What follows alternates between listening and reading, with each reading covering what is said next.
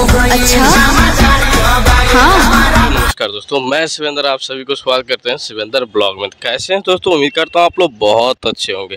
दोस्तों बता दूं कि खेसारी भैया नींबू भइल खरबूजा 2 काफ़ी गजब का गाना है, काफ़ी तेज़ी से वायरल हो रहा है। और आप लोग इतना प्यार दिए हैं कि भाई लोग नए चैनल पे समझ सकते हैं कि जहाँ 17,000 सब्सक्राइबर थे वहाँ अभी 1,08,000 सब्सक्राइबर हो चुके हैं।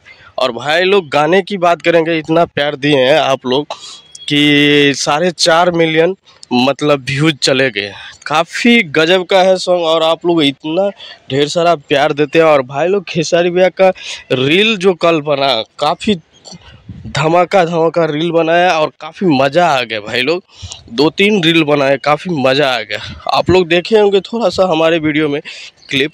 तो भाई लोग कैसा लगा आप लोग कमेंट बॉक्स में ज़रूर बताइएगा। और ऐसे ही देखते रहिएगा शिवेंद्र ब्लॉग। और भाई लोग शिवेंद्र ब्लॉग को सब्सक्राइब नहीं किए तो सब्सक्राइब जरूर कर लीजिएगा। चलते हैं।